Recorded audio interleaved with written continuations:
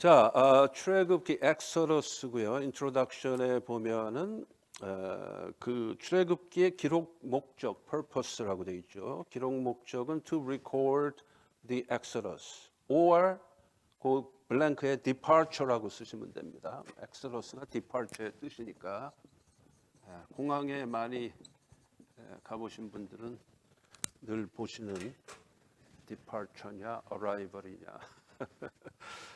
자, 그래서 to record the exodus or departure of the Jews from Egyptian bondage. 그러니까 애굽에서의 노예 생활로부터 속박으로부터 탈출하게 하신 것을 이제 기록하기 위해서 출애굽기를 기록했다. 이렇게 이해하시면 되겠고요. Key verse, 핵심 성경 구절은 3장 8절입니다. I have come down to rescue them from the hand of Egyptians and to bring them up out of that land into a good and spacious land, a land flowing with milk and honey. 이렇게 되어 있죠. 우리 한번 찾아볼까요? 출애굽기 3장 8절. 요거는 이제 사실 전반부만 나와 있는 거고요. 후반부에 뭐가 조금 붙습니다.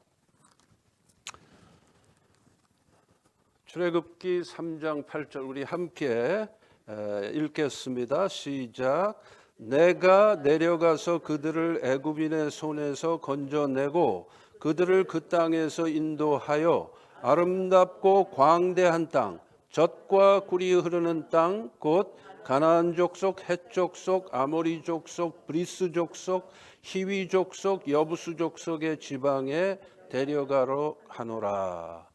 이 말씀입니다. 그러니까 출애굽의 목적은 애굽으로부터의 탈출에서 끝나는 게 아니고 애굽으로부터의 탈출이 엑소더스가 첫 번째 목적이고요. 두 번째 목적은 궁극적으로 젖과 꿀이 흐르는 약속의 땅, 복된 땅, 복지, 가나안 복지로 인도하시는 것이 이제 출애굽의 목적이다.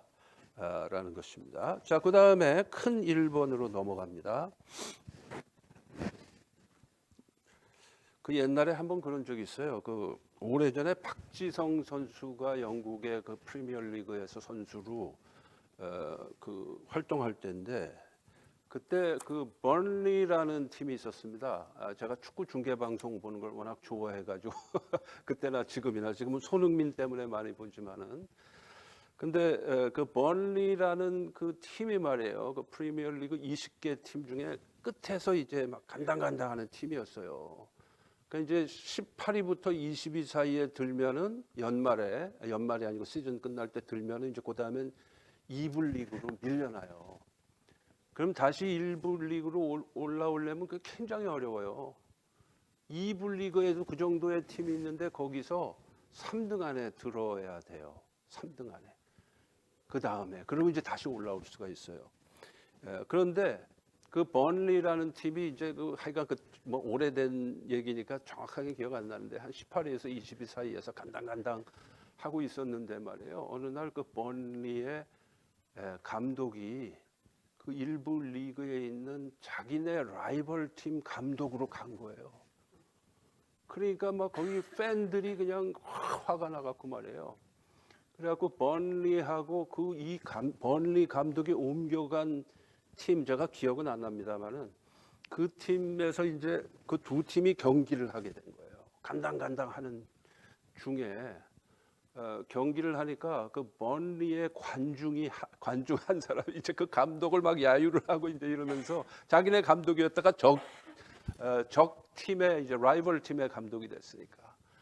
그 관중 중에 한 사람은 말이에요. 피켓을 이만한 걸 들고 와갖고 딱 들고 있는데 그 중계 그 카메라에 딱 비춰주는 거예요. 근데 거기다 뭐라고 썼냐면 주다스 이렇게 쓴 거예요. 주다스, 그러니까 유다라 이겠지. 그러니까 저 감독은 가룟 유다라는 거예요. 배신자라는 거예요. 그래서 거기다 주다스 이렇게 썼어요. 썼는데 조금 있다가 그 옮겨간 감독이 있는 팀의 관중석을 비춰주는데 거기에도 피켓이 딱 들고 있는데 엑소더스 그러니까 팀을 배신한 게 아니고 이 싱킹 쉽에서 탈출한 거다 이거야. 지금 배가 가라앉는 배인데 이 팀은 번리는 가라앉는 건지 불타는 건지 이름이 번리라서 그런지 거기서 탈출을 했다는 거야. 이쪽 팀에서 잘 왔다는 거죠 우리 팀으로. 그걸 보고 야 영국 사람들이 그래도 성경을 좀 아는구나. 제가 그런 생각을 했었습니다.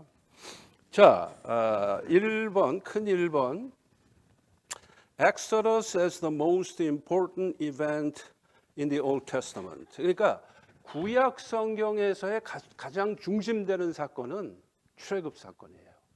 출애굽 사건. 신약 성경에서 지난번에도 말씀드렸죠. 신약 성경에서 가장 중심되는 사건은 뭡니까? 예수님의 갈보리에서의 십자가.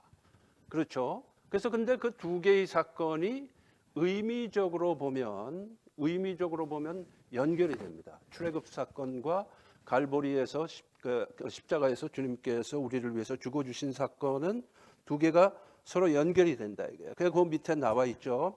1번에는 엑소더스고 2번은 칼보리 이렇게 되어 있잖아요. 그게 서로 이제 의미로 그러니까 신학적 연결성을 가지고 있어요. 그 이유는 뭐냐 하면은 그리스도의 십자가 사건은 우리를 개인적으로 구원하시는 개인적 구속의 사건이에요. 그래서 그 2번에다가는 individual하고 personal이라고 쓰시면 돼요. personal, individual이나 이제 personal이나 같은 얘기고 그 위에 national이라는 건 이제 민족적 국가적이라는 뜻이 아니고 민족적 그리고 corporate 집단적 corporate라고 쓰시면 돼요. 그 national/corporate redemption이고요. 엑소더스는 출애굽은 그러니까 민족적 구속 redemption이라는 건 이제 구속이잖아요. 근데 redemption이라는 말의 그 동사가 redeem이라고 그랬죠. 혹시 기억나세요? 그 redeem이라는 말이 무슨 뜻이라고 그랬는지 혹시 기억나세요? 다시 도로 사온다. rebuy. 도로 사온다 그런 뜻이에요. 네. 그러니까 애굽의 노예로 팔려갔었는데 이스라엘 민족이 팔려갔었는데 그 팔려간 상태에 있는 이스라엘 민족을 여호와 하나님께서 도로 사왔다. 도로 사와서 주인이 애굽이 주인이었는데 여호와 하나님께서 도로 사와서 여호와 하나님이 주인이 되신 거예요. 그래서 하나님의 백성으로 도로 사왔다 그런 뜻이에요. redeem 한다는 말이. 그러니까 redemption 우리가 한국말로 구속이라는 고 번역하는 그 redemption이라는 말의 본래 문자적인 뜻은 도로 사온다 그런 뜻이에요. 예. 그러니까 애굽의 속박으로부터 도로 사온 거예요. 예. 그게 이제 엑소더스입니다. 근데 민족 전체를 도로 사왔어요. 그래서 national redemption이면서 집단적 구속이에요. 그 corporate redemption이고. 근데 그것은 이제 신약께서의 주님께서 십자가에서 나를 위해서 우리를 위해서 죽어 주심으로 인해서 우리를 죄의 속박으로부터 엑소더스 때는 애굽의 노예 상태라는 속박으로부터. 근데 이제 그 신약적 의미로서는 죄의 속박으로부터, 즉 죄의 노예 상태로부터, 사탄 마귀의 노예 상태로부터 우리를 도로 사오셨다. 예수 그리스도께서. 그래서 서로 의미적으로 연결이 되죠. 그러므로 인해서 한 사람 한 사람이 그리스도를 통해서 구원받게 되면 궁극적으로 온 인류가 다 구원받을 수 있는 길이 열린 것이죠. 그래서 이제 그 옆에 redemption of the world 이렇게 쓰시면 됩니다. 온 세상의 구원의 길이 그리스도의 십자가 사건으로 열리게 되었다. 그래서 구약의 엑소더스 사건은 엑소더스 이벤트는 신약의 갈보리에서의 주님의 크루시픽션 십자가에서 죽으심과 직결되는 그런 의미를 가지고 있다. 역사적으로 볼 때 그런 뜻입니다. 그 다음에 자 2번으로 넘어갑니다. 로먼 누메럴 2. 자, 엑소더스라고 하는 이름, 엑소더스의 뜻은 거기 보면 the meaning of Exodus is going out 이렇게 쓰시면 돼요. going out. 네. 그거 다 우리가 아는 얘기고 going out. 떠난다 이거야. 떠난다. 탈출한다. 그런 뜻인데 우리가 영어 제목인 엑소더스. 엑소더스는 원래 구약 성경의 헬라어 번역. 구약 성경이 원래 히브리어로 쓰여졌는데 그 히브리어로 쓰여진 구약 성경을 헬라어로 번역한 게 뭐라 그랬죠? 70인역 기억나시죠? 72명의 학자가 번역을 했어요. 근데 72명을 이제 반올림하면 70명이기 때문에 그냥 70인역이라고 붙인 거예요. 그래서 이제 그거를 이렇게 표시한다 그랬죠? 이렇게. 그러니까 읽기는 septuagint라고 읽고요. septuagint가 70이라는 뜻이에요. septuagint. 근데 요게 이제 로마 숫자는 알파벳을 숫자로 대신 쓴 거예요. 숫자가 따로 있지 않았기 때문에. 그래서 요거는 50이고 요게 10이고 요게 10이니까 합해서 70이 되는 거예요. 그래서 이렇게 표시하는 거예요. 네. 그래서 이제 70인역 septuagint. 그 septuagint에서 구약의 그 출애굽기를 번역할 때의 제목을 엑소도스라고 붙였어요. 영어식으로 음력을 하면은 이렇게 됩니다. 영어에서는 U가 되지만 이제 원래 헬라어에서는 이렇게 돼요. 그러니까 이거는 물론 이제 헬라어로 그렇게 된 거지만 제가 영어로 음역한 거예요. 예. 그래서 거기에서 영어 제목인 엑소더스가 나온 거예요. 아시겠죠? 그러니까 원래 기원은 어디에 있느냐? septuagint, 70인역이 Greek translation of the Old Testament. 그 70인역에서 나온 거다. 그러면 그 밑에 줄에 보시면 히브리 타이틀. 원래 그러면 그 히브리어로 기록된 원래 출애굽기의 제목은 뭐냐? 거기 나와 있죠. 워알레 쉐모트예요. 워알레 쉐모트. 근데 워알레 쉐모트라는 말이 무슨 뜻이냐면 These are the names 이런 뜻이에요. These are the names. 자, 출애굽기를 한번 1장 1절을 한번 펴보세요. 1장 1절.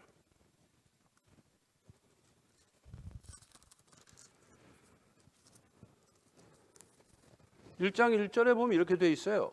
야곱과 함께 각각 자기 가족을 데리고 애굽에 이른 이스라엘 아들들의 이름은 이러하니라 이렇게 돼 있죠. 근데 히브리어 원어로 보면 이름은 이러하니라가 제일 앞에 나와요. 우리가 한국말로 번역을 했기 때문에 그 뒤에 나오는 거지. 히브리어 성경으로 보면 이 이름이 이렇게 된다라고 먼저 나오고 그 앞에 게 뒤에 나와요. 순서가. 아시겠죠? 근데 지난번에도 잠깐 설명드렸듯이 히브리 성경의 각 책의 제목은 항상 처음에 몇 단어가 제목이에요. 처음에 몇 단어가. 그래서 창세기의 제목은 뭐라 그랬어요? 태초에가 제목이에요. 히브리어 성경어로는. 그래서 영어로는 in the beginning이 제목이고 히브리어로는 브레시트라는 말이에요. 그 브레시트가 in the beginning이에요. in the beginning. 그게 제목이에요.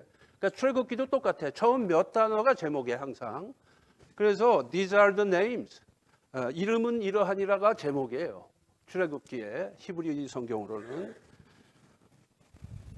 그렇게 이제 이해를 하시면 되고요. 자, 그다음에 3번으로 또 넘어갑니다. 자, 3번은 이제 출애굽기의 내용이 어떻게 되느냐? 컨텐츠예요. 크게 1번, 2번, 3번이 있는데 1번은 slavery in Egypt, 애굽에서의 노예 생활, 그것에 관한 기록이 1장 1절에서 12장 36절까지고요. 그 다음 페이지로 넘어가면은 다음 페이지로 넘어가면은 2번이 나오죠. Exodus event. 실제로 이제 출애굽하는 그 사건에 관한 기록입니다. liberation. 그래서 이제 출애굽해서 이제 해방을 받는 거죠. 노예 상태로부터 해방되는 거죠. 그걸 기념한 날이 언제입니까? 그걸 출애굽을 기념한 날, 이스라엘 절기 중에 6월절이죠. 6월절. 그렇죠? 출애굽을 기념하는 날이 6월절에 그러니까 이스라엘 역사 속에서 6월절은 한국의 광복절하고 비슷한 거예요. 역사적 의미로 보면 그런 거예요. 예? 다른 나라의 속박으로부터 해방된 거니까. 그러니까 우리 한국의 광복절하고 비슷하다 이렇게 보시면 되고 이스라엘 민족적으로 볼 때. 자, 그것에 관한 기록이 엑소더스 이벤트가 12장 37절에서 18장 27절 사이에 있고 그 밑으로 내려가면 3번이 나오죠. 19장 1절에서 마지막 40장 38절까지는 시내 광야에서의 이스라엘의 삶에 대한 기록이에요. 그래서 크게 이제 출애굽기는 그렇게 세 부분으로 나누어진다.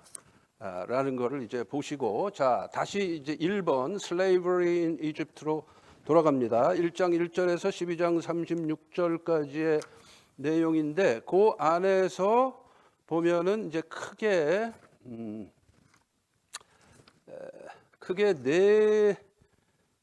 다섯 부분인가요? 이렇게 나눠집니다. 자, 처음에 챕터 1이에요. 1장, 출애굽기 1장. 자, 출애굽기 1장을 보시면은 이스라엘 백성들이 애굽에서 노예 생활할 때의 상태에 대한 기록입니다. 그건 뭐냐면은 Situation of Israel in Egypt 이렇게 되어 있죠. 애굽에서의 이스라엘 백성들의 상태는 뭐였냐 하면 가장 두드러진 특징이 뭐냐면 인구 증가입니다. 인구 증가. 자, 인구가 증가된다는 건 좋은 거예요, 안 좋은 거예요? 좋은 거예요. 왜냐하면 복의 상징은 두 가지예요. 복의 상징은 전부 다산과 관련이 있어요. 자녀의 다산과 농산물의 다산, 아니면 짐승들의 다산. 그것이 이 당시에 그 유목민들과 농경민들의 복의 상징이거든요. 그러니까 인구가 증가한다는 것은 그 민족이 점점 강성해지고 노동력이 증가를 하는 거기 때문에 그건 완전히 복의 상징이거든요. 근데 하나님께서 이스라엘 백성들을 복을 주셔가지고 이스라엘 백성들이 인구가 막 증가를 하는 거예요. 인구가. 근데 문제는 뭐예요? 이 사람들이 지금 노예 생활을 하고 있는데 인구가 증가하는 거예요. 그럼 어떻게 될까요? 그럼 어떻게 돼요? 피지배계층인 이스라엘이 인구가 증가하면 지배계층인 애굽 사람들이 긴장을 하게 되죠. 긴장을 하게 되죠. 그죠? 그래서 그게 문제가 됐잖아요. 그죠? 문제가 돼서 어떻게 됩니까? 바로 왕이 핍박을 더 하는 거예요. 옛날보다 더 핍박을 하게 된 거죠. 이 사람들을 꽉꽉 눌러가지고 꼼짝 못하게 자기들에게 철저하게 복종하도록 분위기를 자꾸 만드는 거예요. 그래서 더 핍박을 하게 됐다. 그러니까 인구 증가, growth, growth of Israel's population. 거기 population이라고 쓰시면 되고요. 그렇게 되니까 이제 핍박이 생기게 된 거죠.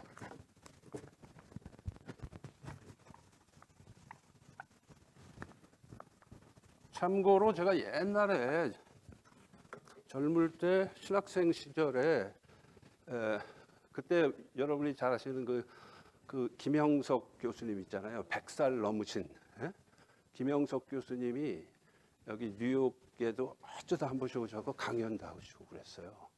근데 한번 제가 신학생일 때 한번 오셔서 강연을 했는데 저는 거기 참석은 못했는데 참석하신 저하고 굉장히 가깝게 지내시던 권사님 한 분이 작년에 돌아가셨는데 코비드로 돌아가셨어요. 90 몇 세. 근데 그 권사님께서 그거를 녹음 테이프를 카세트 테이프를 구하셔갖고 임 전사 이거 한번 들어보라고 강의 내용이 너무 좋다고 그래가지고 그때 제가 들었는데 진짜로 강의 내용이 좋아요.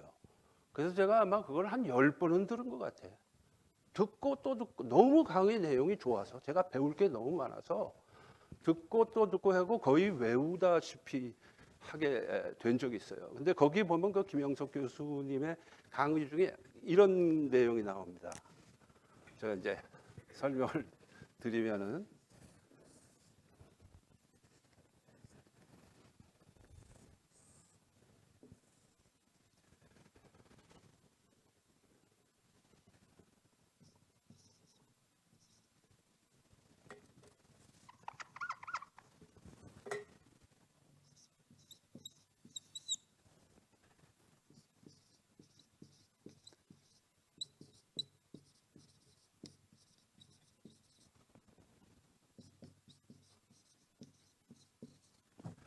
영국하고 프랑스에서 혁명이 일어나는데요.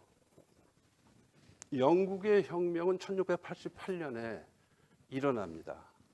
그리고 프랑스에서의 혁명은 1789년에 일어나요. 한 100년, 101년 차이죠. 그러니까 100년 정도의 갭이 있는데요.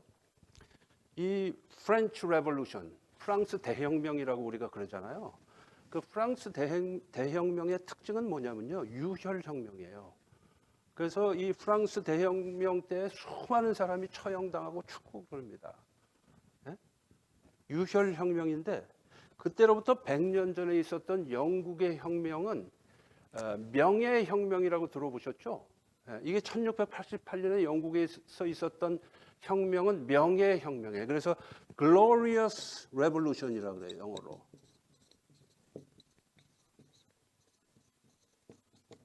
이 프렌치 레볼루션하고는 아주 대조가 되는데 왜 Glorious Revolution, 명예혁명이라고 했냐면은 이 무혈혁명이었어요. 영국의 이 Glorious Revolution, 명예혁명 때는 사람이 죽질 않았어요. 근데 프랑스 대혁명 때는 수많은 사람이 처형당합니다. 아주 bloody revolution이었어요. 근데 이제 그 김영석 교수님이 그때 그 이제 강연 테이프에 제가 이제 들은 내용이 뭐냐면 재밌는 내용이 뭐냐면은 이 당시에 영국의 그 소셜 스트럭처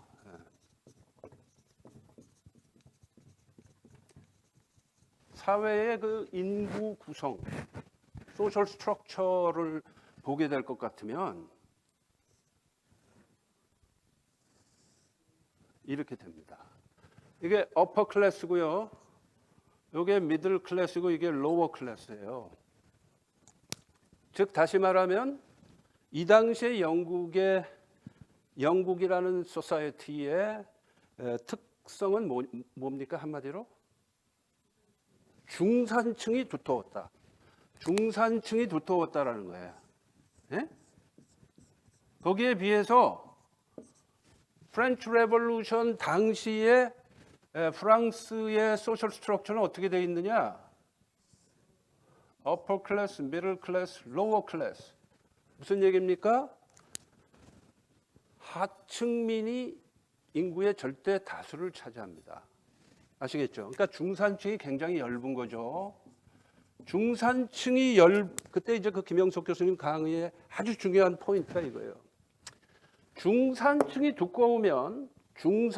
두터우면은 어퍼 클래스가 상류층이 나머지 중류와 하류층 사람들에 대해서 지도계층이 된다. 지도계층이 되는데 중산층이 얇고 하층민이 많으면은 상류층이 지배계층이 된다는 거예요. 일리가 있죠? 네. 이런 상태에서 하층민들을 꽁꽁 묶어놨다가 이게 혁명이 일어나니까 폭발하듯이 일어나면서 사회가 완전히 뒤집어 엎어지는 거예요. 오버턴 되는 거예요. 그래서 수많은 사람이 죽는 거예요. 비슷한 케이스가 러시아에서 있었던 제정 러시아 말기에 공산당들이 들어서면서 볼셰비키 혁명이 일어나죠. 그때도 수많은 사람이 숙청됩니다. 그렇죠. 그건 이제 뭐 공산주의 자체의 잘못이기도 하지만 그 이전에 러시아의 소셜 스트럭처가 그랬다. 대다수의 사람들이 농민들이 농노였어요. 아시죠? 농노야. 그러니까 다시 말하면 일반 농민이 노예와 같은 삶을 살았어요. 축을하고 일하는데 먹고 살기는 어려웠다고. 그러니까 뒤집어지는데 폭발하듯이 뒤집어진 거죠. 수많은 사람이 숙청당합니다. 아시죠? 볼셰비키 혁명부터 시작해갖고 한 1,000만 명이 죽어요. 러시아에서. 왜 그랬냐? 소셜 스트럭처가 달라서 그래요. 영국은 안정적인 소셜 스트럭처를 이미 17세기 때 갖고 있었어요. 그렇기 때문에 이게 혁명이 일어났는데 혁명이 일어났다는 건 무슨 뜻이냐면요. 영국의 왕권이 절대 왕권을 가지고 있었는데 그 절대 왕권을 서포트하는 이론이 뭐냐면 교회에서 제공한 이론이에요. 왕권 신수설이라는 겁니다. 들어보셨죠? 왕권 신수설. 예. 그 뭐냐면 Divine Right of Kings라는 거예요. 왕권은 하나님이 주신 거다 이거야. 그렇기 때문에 무조건 복종해야 된다. 이게 이제 소위 왕권 신수설, 교회로부터 뒷받침이 돼가지고 왕권 신수설을 가지고 왕들이 자기들 마음대로 했거든요. 절대 권력을 휘둘렀거든. 예? 그랬는데 영국에서 혁명이 일어났습니다. 명예혁명이 일어나면서 권력이 왕권에서부터 의회로 넘어갑니다.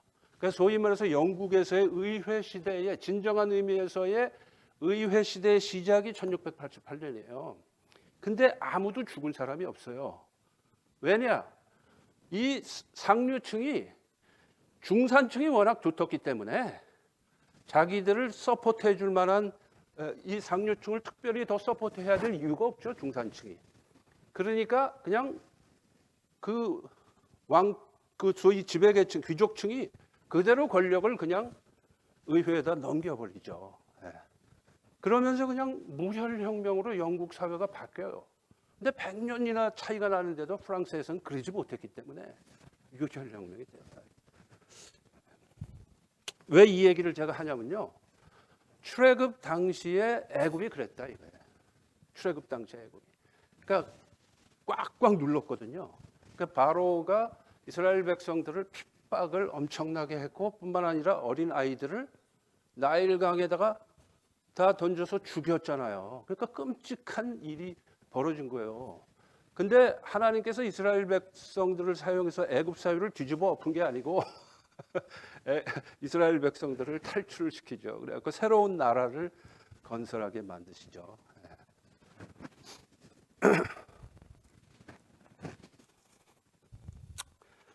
자, 그래서 자, 쭉 이제 지금 설명을 드렸으니까 그 블랭크를 채우겠습니다.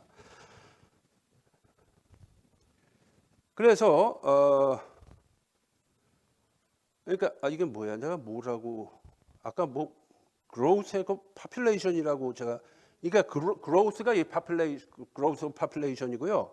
그 옆에 블랭크에다가는 persecution이라고 써야 돼요. persecution. 핍박. 예?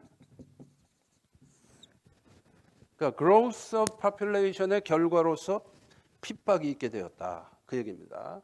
자, 그 밑으로 내려가면은 God and Pharaoh 이렇게 되어 있습니다. 하나님 여호와 하나님과 애굽의 바로 왕이에요. Pharaoh. 자, 1번. 그러면 하나님의 손길은 어떻게 나타났느냐? 하나님의 섭리의 손길이죠. God's hand. Tremendous growth of Israel's population. 예, 거기다 이제 population 쓰시면 돼요.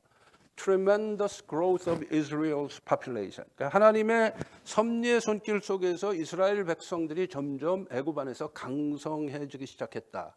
그렇게 되니까 바로의 손, Pharaoh's hand. 바로의 손이 그 이스라엘 백성들에 대해서 persecution의 형태로 나타나요. 핍박의 형태로 나타나죠. 그래서 persecution of Pharaoh, who is a god in Egypt. 바로 왕은 그냥 인간이 아니고 애굽에서는 신이에요. 신적 존재입니다. 신으로 추앙받던 왕이에요. 마치 일본의 일본의 천황이 신으로 추앙받는 거나 비슷한 거예요. 근데 그거보다 물론 더한 거죠. 옛날이니까. 예. 로마의 황제들도 다 신으로 추앙받았습니다. 로마의 황제들. 그 중에 가장 이제 대표적인 황제가 칼리굴라라는 황제예요. 여기저기에다가 칼리굴라 신전 세워놓고 여러분 혹시 가끔 가다가 이렇게 옛날에 미술 공부하신 분들 이렇게 석고 이렇게 데상할 때 보면 그 칼리굴라도 그 중에 하나 나와요. 뭐 비너스도 있고 줄리앙도 있지만 칼리굴라도 나와요. 자, 그래서 하나님의 손은 이스라엘 백성들의 숫자를 증가시킴으로써 이스라엘을 강성하게 하시는 섭리의 손길이라면 애굽의 신으로 여겨졌던 바로의 손길은 그러한 하나님의 복을 받아서 강성해진 이스라엘을 핍박하는 손이 되죠. 그렇게 대조가 됩니다. 그렇게 되니까 어떻게 되느냐? 하나님의 손과 바로의 손 사이에 텐션이 생기죠.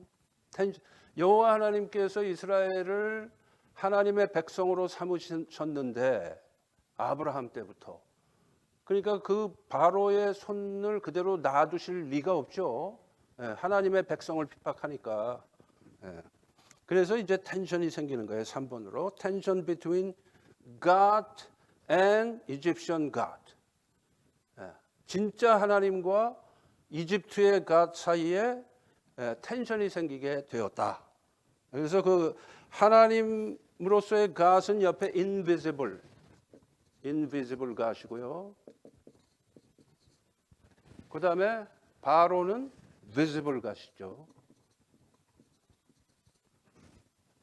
하나님은 눈에 보이지 않는 하나님이고 애굽은 눈에 보이는 신이에요. 애굽 사람들에게. 그러니까 visible God이에요.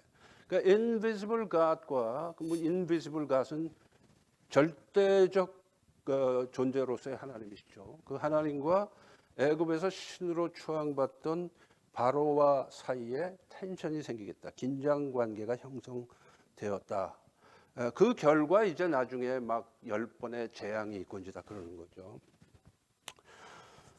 그런데 그 바로 왕의 그 핍박의 내용이 두 가지였습니다. 그 밑에 two ways of persecution. 그 핍박의 내용이 두 가지였는데 첫 번째는 노예 제도였고요. slavery. 그 노예 이스라엘 사람들을 다 노예로 만들어서 처음에는 아마 노예가 아니었겠죠. 세컨드 클래스 시리즌이었을 거예요. 원래 제가 지난번에도 잠깐 설명을 드렸습니다만 요셉 때문에 요셉이 애굽의 총리 대신이 되는 바람에 야곱의 식솔들이 글로 다 이민을 가갖고 거기서부터 자손을 퍼뜨린 거잖아요. 430년에 걸쳐서. 그렇잖아요. 근데 요셉이 애굽에서 총리 대신이 될 때에 애굽의 왕조 이름이 힉소스 왕조라는 왕조예요. 힉소스.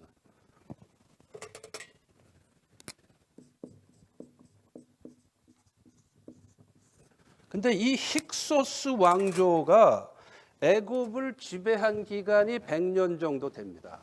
힉소스 왕조가. 근데 이 힉소스 왕조는 그 이스라엘 민족과 같은 계열인 셈 계열의 왕조예요. 근데 애굽의 전체 인구는 함 계열의 인구입니다.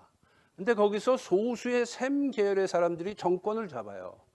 이 애굽의 역사를 보면 그게 이제 힉소스 왕조인데 셈 계열의 힉소스 왕조의 바로 왕이 같은 셈 계열인 요셉을 총리로 발탁하는 거예요.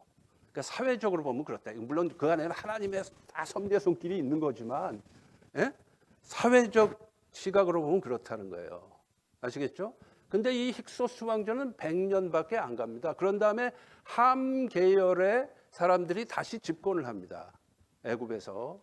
그리고 나서부터 이스라엘 백성들은 세컨드 클래스, 퍼스트 클래스에서 세컨드 클래스로 이제 전락하는 거예요. 세컨드 클래스 시리즌으로. 그러다가 시간이 지나면서 인구가 증가하니까 차츰 노예화되는 거죠. 핍박을 받고. 이제 그게 바로 왕의 이제 persecution, 핍박의 한 방법이었고요.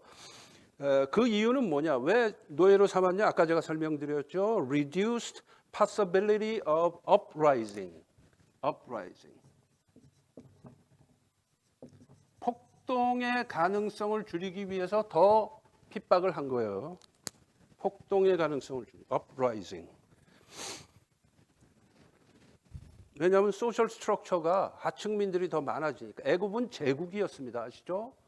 제국이었기 때문에 인근의 수많은 소수민족들을 노예로 데리고 있었죠. 그렇게 되니까 폭동이 일어날 수 있는 가능성이 있죠. 그 로마 제국 때에도 로마가 워낙 철권 정치를 했지만 로마 제국 전체에서 여기저기서 업라이징이 많이 있었어요. 근데 그 업라이징을 하는 사람들은 족족 로마 군대에 가서 다 진압을 했는데 가장 격렬하게 저항한 사람들이 유대인들이었습니다. 아시죠? 그래서 주후 70년에 예루살렘 성이 회파되고 그러는 게, 그리고 이제 나중에 그 이후에 마사다라고 들어보셨죠? 마사다. 예. 아주 격렬하게 저항하다가 나중에 다 죽잖아요. 예, 다 죽죠. 예. 그 유대인들이 가장 지독했어요. 실질적으로 그 역사적인 그 기록들을 보면 그랬습니다. 그러니까 로마 제국 입장에서 가장 골치 아픈 소수 민족이 유대 민족이었죠. 예. 자, 그리고 두 번째 그 persecution의 방법은 killing male babies. 예. 남자아이들을 죽이는 거였어요. 여자아이들은 살려두고, 여자아이들은 다 그냥 노동력으로 쓰면 되고, 남자아이들은 살려두면 잘못하면은 이게 뒤집어 엎을 수 있는 가능성이 있으니까 남자아이들은 태어나면은 다 죽이는 겁니다. 그 산파들을 통해서. 예, 그래갖고 나일강에다가 집어 던지는 거죠. 그런데 자, 그 다음에 보시면은 자, midwives means throwing the babies into Nile. 예? 나일강에다가 이 아기들을, 남자 아기들을 던져서 죽이는데 나중에 어떻게 되느냐? 하나님께서 어떻게 하십니까? 애굽의 군대를 홍해에다가 집어넣어서 그 거기에 대한 하나의 형벌이에요. 형벌. 이스라엘 백성의 남자아이들을 나일강에다가 던진 거에 대한 형벌이 하나님께서 애굽 사람들을 홍해에다가 던지는 형벌로 갚아주시죠. 예.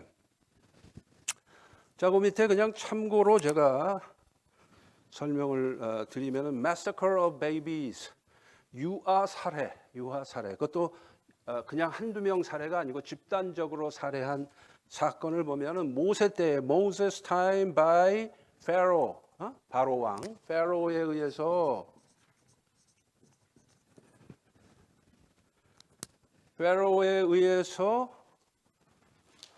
어린아이들이 살해를 당하는데 이유는 뭐였냐? Due to fear, 두려움 때문에. 무슨 두려움일까요?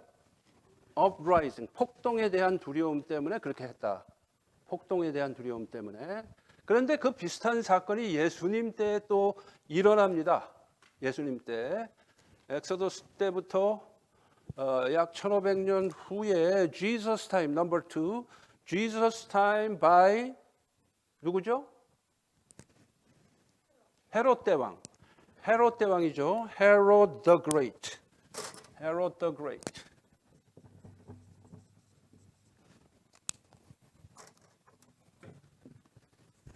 헤롯 대왕. 이제 성경에는 그냥 헤롯 왕이라고 되어 있죠. 그러나 여러분이 이제 신약 성경 읽으실 때에 헤롯 왕이라고 되어 있는 사람들이 다 헤롯 대왕은 아닙니다. 아시죠?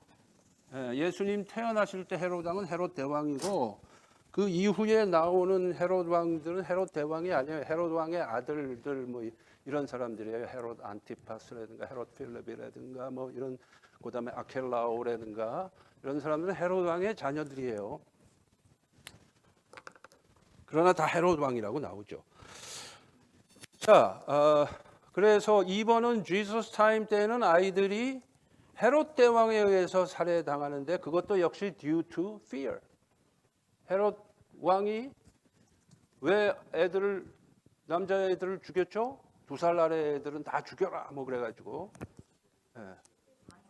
왜냐하면 이 베들레헴에서 이제 왕이 태어날 거다 이거야, 왕이. 근데 자기가 왕인데 왕이 2명이면 안 되잖아. 그러니까 왕이 될 가능성이 있는 애들은 아예 어릴 때부터 그냥 다 싹을 자르는 거예요, 이 헤롯 대왕이. 그러니까 그것도 결국은 어디서 나온 거냐? 두려움 때문에. 우리 지난번 창세기 때도 다뤘잖아요. 죄의 산물 2개. 하나는 두려움, 또 하나는 수치심. 그거 2개가 죄의 산물 2개인데 인간의 모든 정신적 심리적 현상들은 그 2개 중에서 다 나오는 거예요. 파생돼서 다 나오는 거예요. 그러나 이제 의미적으로 보면은 그 두려움과 수치심, fear and shame의 뿌리는 죄다. 그건 이제 의미적으로 볼 때 그렇다라는 것이고요. 어린 아이들이 두려움이 완전 갓난 아기들도 두려움이 많고 그러면 그 아기들이 막 두려워하는 걸 보고 쟤는 무슨 죄가 많아서 저렇게 두려워하나 그러시면 안 돼요. 그건 너 별개의 문제예요.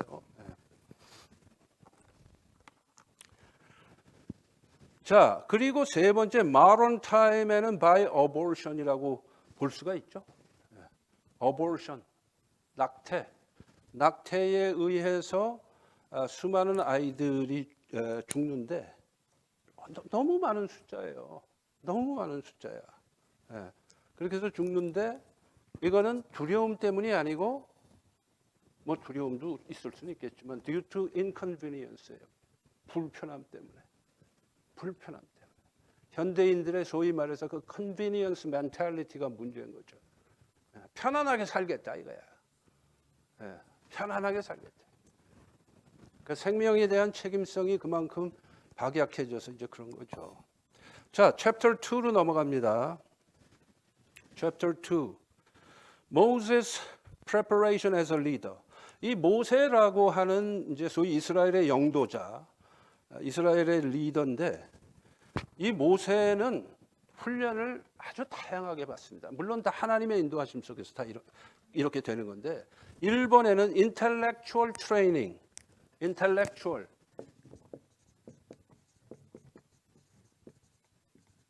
당시에 선진국, 최고의 선진국이고 가장 강대국이었던 애굽에서 왕자의 교육을 받았으니까 최고의 교육을 받은 거죠. 그렇죠? 최고의, 그러니까 세상적으로 말하면 최고의 교육을 받은 사람이 모세였습니다.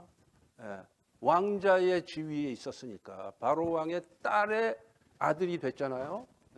그래가지고 왕자로서 자라죠. 그러니까 당시에 그 가장 선진 문명 속에서의 교육을 받은 사람이 바로다 모세다 이거예요. 그래서 intellectual training in the Pharaoh's house. 바로의 궁전에서 지적 훈련을 받습니다. 그다음에 두 번째는 spiritual training.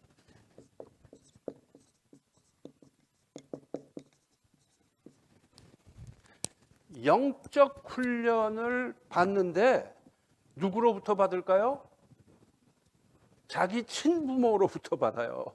이게 참 아주 묘한 아이러니잖아요, 그죠? 이거 이제 애기들 다 죽여라.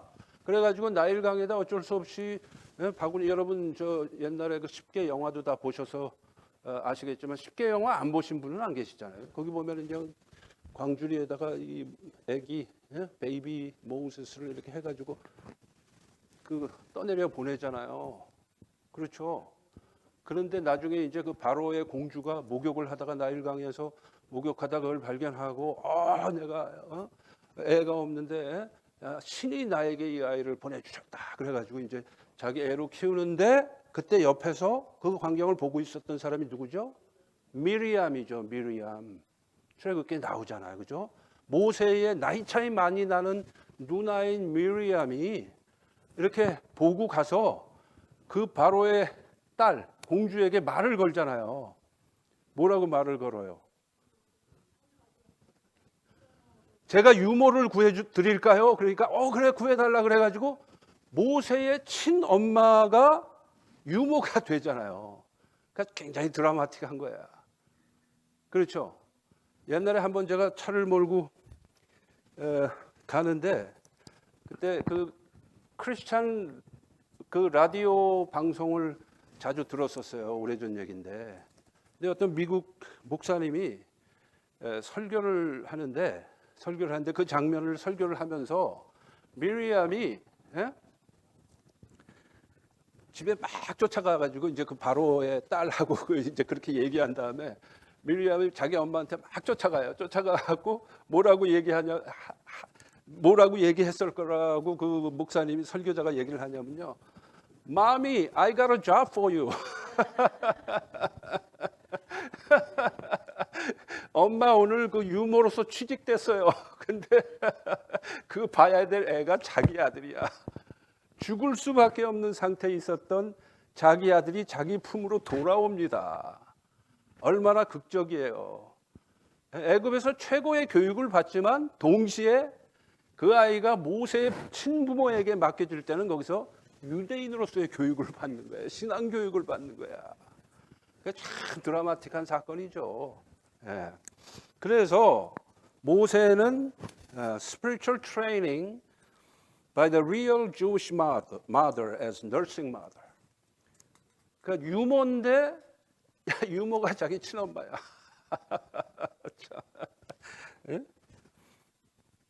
그 다음에 세 번째는 pastoral training입니다. 목자로서의 교육이에요. 훈련이에요. pastoral training. In the wilderness for 40 years. 미디안 광야에서 40년 동안 목자로서의 삶을 살면서 양치는 훈련을 통해서 사람의 목자가 되는 훈련을 하게 되는 거죠. 하나님의 섭리 가운데서. 그래가지고 그 후 40년 동안 이스라엘 백성들의 목자가 되죠. 모세가. 예? 그러니까 모세는 아주 하나님의 섭리하심 속에서 다각적인 트레이닝을 받았다. 지적 훈련과 영적 훈련과 목회적 훈련을 받은 사람이 모세다. 예? 자, 그 다음에 3장, 4장, chapters 3 and 4, 3장, 4장으로 넘어갑니다. 거기서 중요한 사건은 burning bush experience예요. 불타는 떨기나무 앞에서 여호와 하나님을 모세가 만난 사건. 그러니까 출애굽기 3장에 나오잖아요. 그죠? 모세야 모세야 부르시잖아요. 그래서 뭐라 그래요? 네가 선 땅은 거룩한 땅이니 네 발에서 신을 벗으라. 이제 그러면서 거기서 대화가 시작되죠. 저기 그 복도에 보니까 그게 그 형상이 돼 있더라고. burning bush. burning bush하고 또 뭐가 있었죠? 두 개가 있었는데 또 하나는 뭐였죠? 예? 예? 예, 여기 아, 사다리예요? 사다리 말고 또 하나 있던데. 버닝 부시 말고 그 옆에 장면을 보러 가셨어요. 아, 사다리가 이쪽에 있군요. 난 사다리는 못 봤는데. 아, 사다리 그 뭐 야곱의 사다리예요? 야곱의 사다리. 아, 근데 어떻게 그려져 있어요? 야곱의 사다리. 저는 자세히 안 봐갖고. 어떤 식으로 그려져 있어요?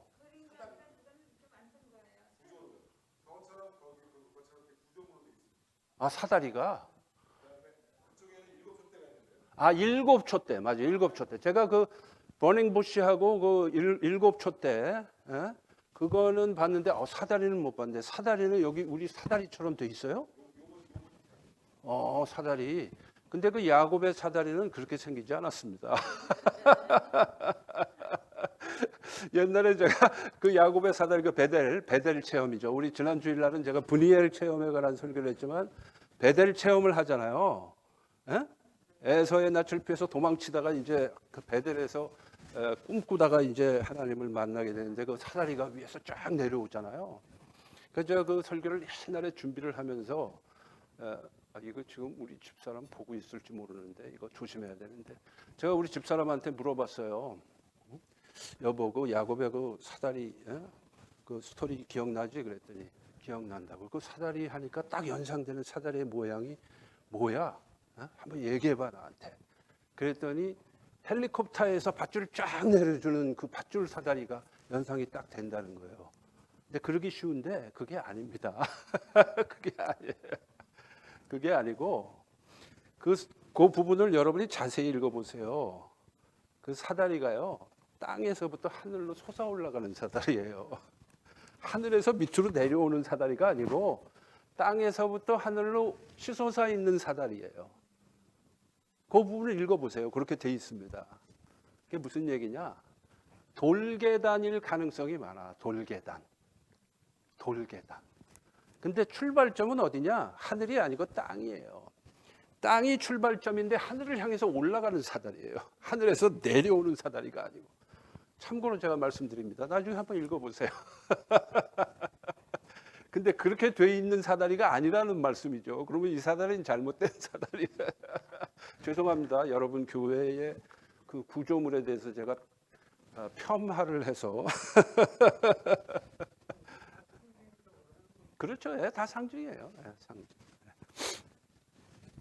자, 그래서 그 burning bush experience and God's calling 이제 그게 이제 3장하고 4장의 내용이죠. 그래서 이제 그 안에서 우리가 주목해야 될 부분이 1, 2, 3, 4까지 있는데 첫 번째 거는 이제 하나님께서 모세를 부르시는 소명이죠. Call of Moses. 하나님께서 모세를 부르십니다. 그래가지고 I will send you to Pharaoh that you may bring forth my people, the sons of Israel out of Egypt. 예? 그러면서 내가 너를 바로에게 보낼 테니까 바로에게 가서 이렇게 말하라. Let my people go. 내 백성을 가게 하라. 라고 말하라고 이제 말씀하시죠. 자, 그래서 모세는 원래는 왕자였는데 프린스였다가 나중에 미디안 광야에서 40년의 삶을 살면서 목자가 됩니다. shepherd. 목자가 됐다가 나중에는 구원자가 되죠. deliverer. 구원자가 되죠. 물론 구원자는 하나님이시지만 하나님께서 모세를 deliverer로 사용하시죠. 나중에 사사 시대의 그 사사들이 딜리버러들이에요. 사사들이 다 이제 하나님이 사용하시는 구원자들이죠. 딜리버러. 근데 이제 모세도 선지자의 역할과 딜리버러의 역할을 다 같이 하게 되죠. 그러니까 모세의 120년의 삶은 아주 레디컬한 삶이고 unexpected, 예측 불가능한 삶이었다라는 것을 우리가 기억할 필요가 있는 것이죠. 그 다음에 두 번째, number two, revelation of the divine name. 이때 이 burning bush experience를 통해서 여호와 하나님께서 모세가 물어보죠. 당신의 이름이 무엇입니까? 참 인간이 하나님에게 이름을 물어본다는 게 얼마나 말이 안 되는 겁니까? 그 지난번 그 브니엘에서도 밤새도록 실험하고 나니까 이제 야곱이 당신의 이름이 뭡니까? 그러니까 왜 네가 나의 이름을 물어보느냐? 그 얘기는 내가 하나님이다 그런 뜻이에요, 사실은. 어떻게 인간이 감히 하나님에게 하나님의 이름을 물어보느냐? 그거는 말이 안 된다. 그런 뉘앙스로 말씀하시면서 내가 하나님이다라는 것을 은연중에 비춰주시죠. 그렇죠? 똑같아요. 여기서도 Burning Bush Experience에서도 똑같습니다. 그러면서 하나님께서 말씀을 하시는데 뭐라고 말씀하셨냐? 에이에 아쉐르 에이에, 히브리어로 에이에 아쉐르 에이에라고 말씀하시는데 그거를 영어 성경에서는 I am who I am으로 번역을 했습니다. 킹 제임스 버전도 그렇고 NIV도 그렇고 I am who I am. 그러면서 모세가 나중에 이스라엘 백성들에게 가서 뭐라고 말을 하냐면요. I am has sent me to you. I am이 당신들에게 나를 보내셨다. 그러니까 하나님의 이름은 I am이야. I am이에요. 그런데 이거를 이제 히브리어로는 에이에 아쉐르 에이인데 이거 참 번역하기가 어려운 표현이에요. 그래서 70인역 그 밑에 70인역에서는 어떻게 번역을 했냐면요. 그 괄호 안에 있는 거를 제가 이제 헬라어를 영어로 음역해 놓은 겁니다. 에고 에이미 호온 이렇게 번역을 했어요. 아이에 에쉐르 아이에를 에고 에이미 호온 이렇게 번역을 했는데 70인역에서 근데 에고가 아이예요. 아이 헬라어로 에고가 아이야. 에고는 물론 영어 단어로도 에고가 되지만 에고. 에고. 에이미는 M하고 똑같은 거예요. 비동사예요. 헬라어에서. 그러니까 I am who on 하면 who는 정관사 the도 되고 어떨 때는 관계대명사가 who도 되는 단어예요. who on. 근데 이 on이라는 말은 비동사의 명사형이에요. on이. 그러니까 being이라는 뜻이에요. being. 그 무슨 얘기예요? I am 에고 에이미 who on 하면은 I am the being. I am the being. 즉 나는 존재 그 자체입니다. 좀 약간 의역을 하면 나는 그래서 이제 그거를 한국 번역에서는 스스로 존재하는 자니라 이렇게 번역한 이유가 그래서 그런 거예요. I am 에고 에이미 호 온. 나는 스스로 존재하는 자니라. 우리는 어떻게 존재합니까? 우리는 스스로 존재하지 못하고 하나님께서 존재하게 하셔서 존재하는 거잖아요. 그렇죠? 피조물이니까. 근데 하나님은 창조주이시기 때문에 예? 모든 것을 초월하신 존재이기 때문에 스스로 존재하는 자라는 말로 표현밖에 못하는 거죠. 우리는. 그렇죠? 뭐 피조물이 어떻게 영원하신 하나님을, 무한하신 하나님, 광대 무변하시는 하나님을 피조물의 제한된 언어로 표현할 길이 없죠. 그러니까 기껏 표현한 게 스스로 존재하는 자니라 라는 정도로밖에 표현이 안 되는 것뿐이에요. 그렇죠? 네. 그래서 I am the being. 네. 그게 최선의 번역이라고 볼 수가 있어요. 나는 그냥 존재 그 자체니라, 뭐 이렇게 약간 좀 의역하자면. 네. 그런데 요한복음 8장 58절에 보면은 이런 말씀이 나옵니다. Very truly I tell you. 내가 진실로 너희에게 이르노니. Jesus answered. 예수님께서 대답하시기를 내가 진실로 너희에게 이르노니 Before Abraham was born, I am. 즉 아브라함이 태어나기 전에 나는 있느니라. 이게 여러분 옛날에 다 영어 공부 다 하셔서 아시지만은 예? Before Abraham was born 하면 이게 시제가 어떻게 돼? 텐스가 과거잖아요. 과거 was니까. 그럼 Before Abraham was born 하면 과거니까 과거보다 앞선 걸로 얘기하려면 어떻게 해야 돼요? Before Abraham was born, I had been. 과거 완료로 해야 되잖아요. 문법적으로는 그래야 맞아요.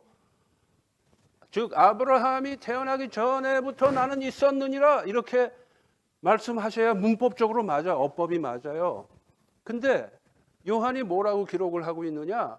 아브라함이 태어나기 전부터 나는 있느니라. 무슨 얘기예요?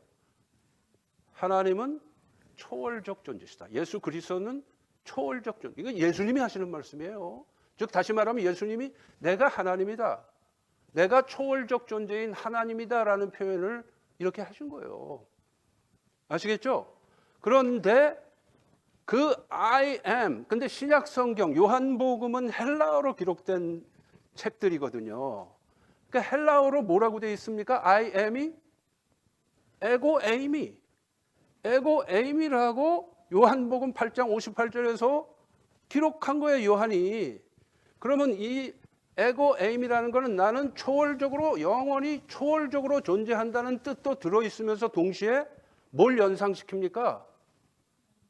출애굽기 3장을 연상시키죠. 출애굽기 3장을 연상시키지. 왜? 이때는 이미 셉토전트가 있으니까. 유대인들이 셉토전트로 구약성경을 읽는 사람들이 훨씬 많으니까. 왜? 헬라어가 공용어니까. 그러니까 헬라어로 구약성경을 다 알고 있는 사람들에게 요한복음이 전해주고 있는 거거든요. 이해하시죠? 그러니까 여기서 말하는 이 I am은 나는 있느니다라는 뜻으로만 해석할 수가 없어요. 그게 아니고 출애굽기 3장에 나오는 나는 I am the being 이 뜻을 함축하고 있는 I am이에요. I am who I am 할 때 그 I am이야. 이해하십니까? 네. 그러니까 우리가 성경의 뜻을 제대로 이해하려면 이런 백그라운드를 모르고는 제대로 이해할 수가 없는 거예요. 그러니까 요한복음 8장 58절을 제대로 이해하려면 이거는 출애굽기에 나오는 내용하고 관련지어서 이해를 해야만 이해가 되는 말씀이다. 아시겠죠? 네. 벌써 시간이 많이 지났네. 자, 그리고 number 2, Yahweh, the God of your fathers, the God of Abraham, the God of Isaac, and the God of Jacob has sent me to you.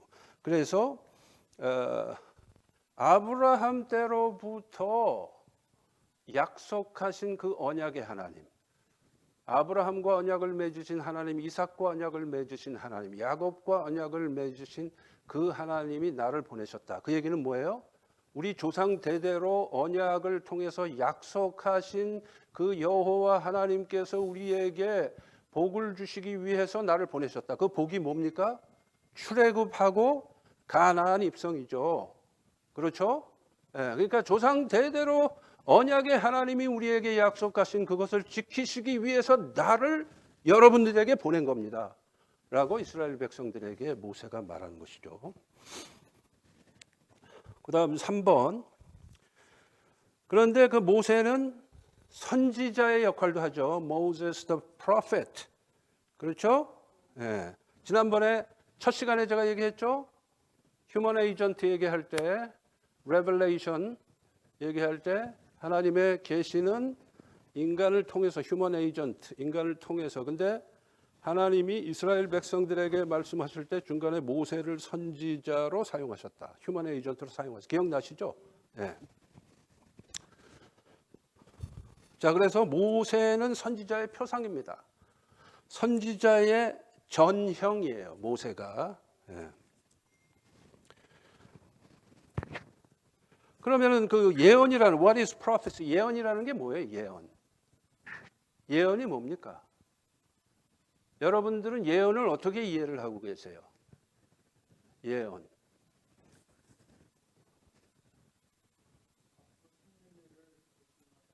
앞으로 생길 일을 미리 말하는 것은 예언의 한 부분이에요. 한 부분인데 원래 예언의 뜻은요. 지금 장로님이 말씀하신 뜻도 있지만 그 뜻은 두 번째 뜻입니다. 첫 번째 뜻이 아니에요. 그 뜻은 원래 예언의 뜻에서 파생된 뜻이에요. 그러니까 제가 이제 설명을 간단하게 드릴게요. 네.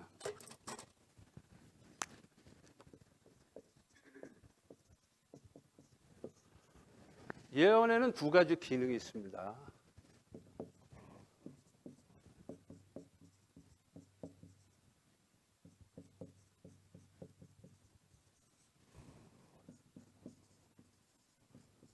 보통 영어로 이제 forthtelling하고 foretelling이라고 그래요. forthtelling하고 foretelling이라고 그러는데 foretelling 하면 한 단어로 쓰시면 되고요. forthtelling은 두 단어. foretelling은 장로님 지금 말씀하신 거예요. 그러니까 앞으로 일어날 일을 미리 말하는 것이 foretelling입니다. 또는 이제 다른 말로는 pretelling이라고도 해요.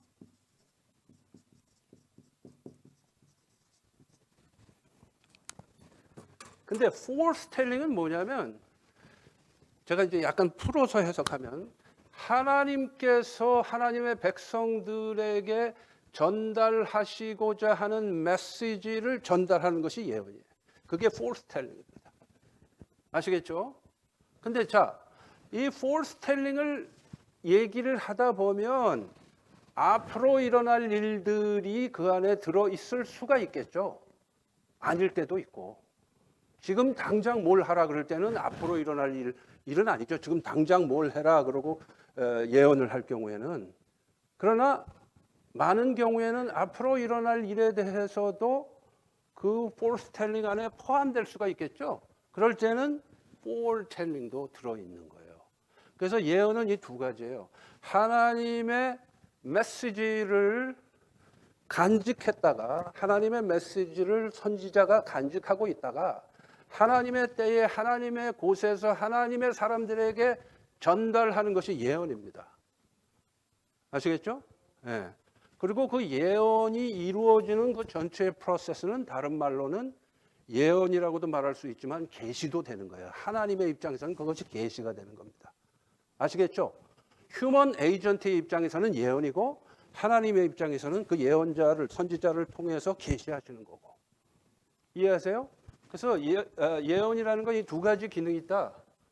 하나님의 진리의 말씀을 전달하는 것이 예언이에요. 그건 이제 foretelling이고 그러다 보면 그 안에 어떨 때는 미래의 일을 미리 말씀해 주실 때가 있죠. 그럼 그건 foretelling이 되는 거다. 그런 뜻입니다. 그래서 그 두 가지가 다 섞여 있어요. 자, 그러면서 앞으로 이제 모세를 하나님께서 선지자로 사용하시게 되는데 그때에 이스라엘 백성들을 위해서 내가 너를 나의 입술로 사용하겠다. 그렇게 I will be your mouth. 내가 너의 입술이 되겠다. 그러니까 이제 모세가 하나님의 입술 역할도 하지만 하나님이 내가 너의 입의 역할을 한다. 즉 다시 말하면 걱정하지 마라. 나는 어눌한 자고 어쩌고 저쩌고 하니까 내가 너를 위해서 입의 역할을 해주고 네 형 아론이 말을 잘하지 않느냐? 네 형 아론이 커뮤니케이션 스킬이 있잖아. 그러니까 아론을 또 사용하겠다 그 말씀이죠. 그래서 넘버 2, Aaron as Moses' spokesman. 아론이 이제 모세의 대변인 역할을 하게 되죠. 그래서 하나님이 모세에게 말씀하시고 모세가 아론에게 말을 하면 아론이 이스라엘 백성들에게 잘 일목요연하게 전달을 했죠. 자, 그 다음에 4번 메신저 포뮬라. 여호와께서 말씀하시니라. 여호와께서 이렇게 말씀하시니라. 여호와께서 이와 같이 말씀하시니라. 이런 표현이 계속 나옵니다. 그걸 보고 이제 뭐라 그러냐면 메신저 포뮬라라 그래요. 근데 이 메신저 포뮬라가 나중에 여러분이 선지서들을 읽으실 때 뭐 이사야서라든가 예레미야라든가 아모스라든가 호세아라든가 선지서를 읽을 때 이 메신저 포뮬라가 또는 이제 다른 말로 오러클 포뮬라라고도 해요. 그것이 계속 나옵니다. 여호와께서 이렇게 말씀하시니라. 그러니까 이제 그 킹 제임스 버전에는 고어를 쓰기 때문에 Thus saith the Lord 이렇게 돼요. 예. 근데 그 표현이 계속해서 나오게 됩니다. 그래서 모세가 처음 사용한 여호와께서 이렇게 말씀하시니라 Thus says the Lord라는 이 표현이 계속 나중에 선지서의 선지자들이 계속 사용해요. 그래서 이게 하나의 그 예언 활동의 공식처럼 돼요. 그러니까 전형이 됩니다. 그래서 이제 prototype of prophecy.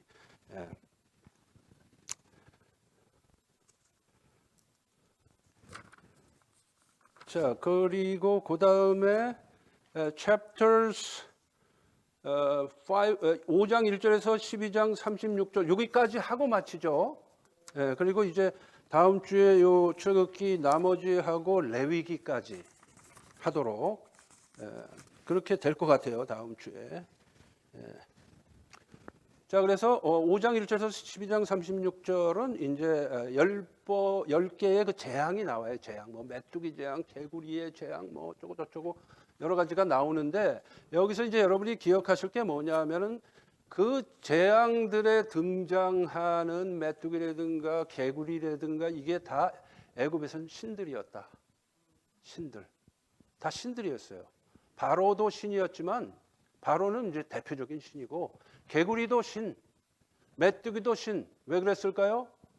지난번에 제가 설명드렸죠. 신을 왜 만들었어요? 두려움 때문에. 메뚜기가 두려움이 되죠.